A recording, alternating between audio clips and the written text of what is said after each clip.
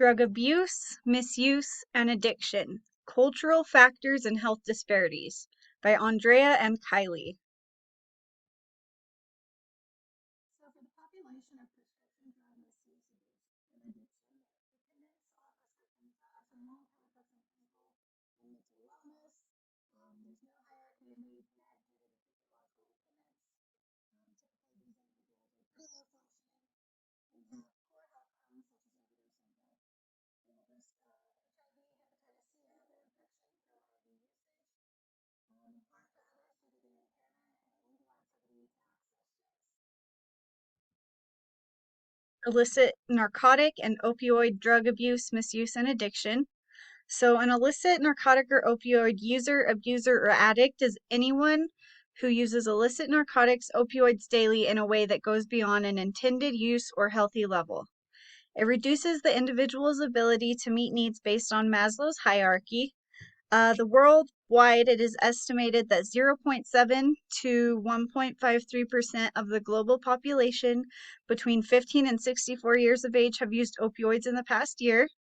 The main factors that contribute to drug abuse are emotional, physical, and psychological. Many individuals who develop substance use disorders are also diagnosed with mental health disorders. Cultural environment, media. Drug use is often portrayed as cool in the media. This minimizes the harsh reality of drug addiction faced by this population. Addiction also carries a stigma that is placed upon the head of this population. The population is often portrayed as weak, flawed, and broken. As far as family support goes, there's a strong family support. Those who have a strong family support for individuals with drug addiction are able to encourage recovery and prevent relapse. Those addicts with poor family support are more likely to continue with their addiction and relapse after their recovery.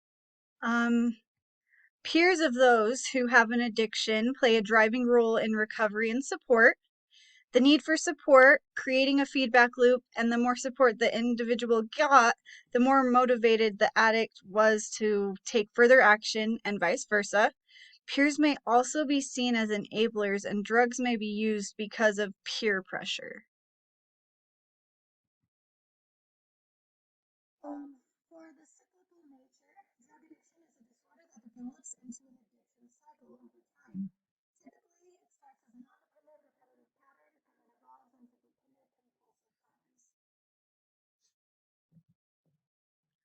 Um, for the legal and political aspects of the population, 65% of the United States prison population has an active substance use disorder. One study found that in 14.8% of all former prisoner deaths from 1999 to 2009 were related to opioids. Insufficient pre-release counseling and or post-release follow-up are partially responsible for this alarming increase in mortality. Only 5% of people with opioid use disorder in jail and prison settings receive medication treatment.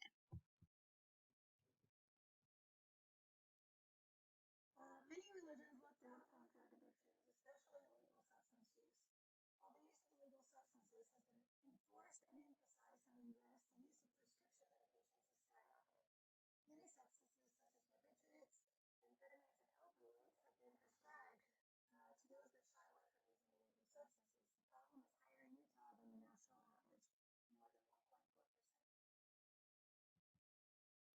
Regional dangers faced by the population of drug addicts. In Kenya, a female drug user is known as a teha and is seen as shameful, regrettable, and unlovable. In the Soviet Union, individuals are scared into not calling an ambulance or seeking out help because of an intense stigma. In America, drug users are seen as dangerous, untrustworthy, or as homeless bums, which puts a stigma on the user. Socioeconomic status of substance abuse. Although substance use disorders vary on socioeconomic classes, substance use is more likely among those who have low educational attainment, are unemployed, and live in urban areas. While substance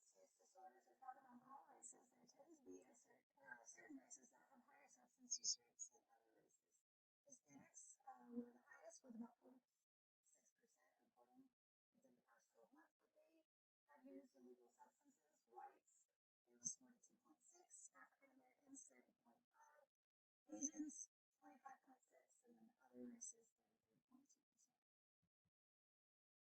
33.2%.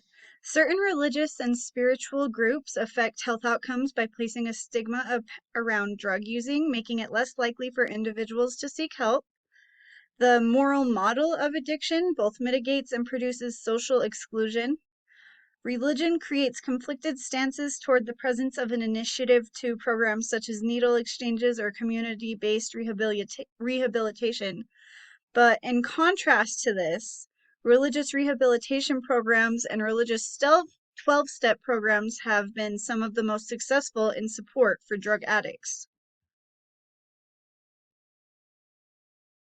As far as gender is concerned, with those numbers that were released earlier on the races, it shows that males tend to report drug misuse more than females, with the Hispanics being 48% of males, and then females was 44.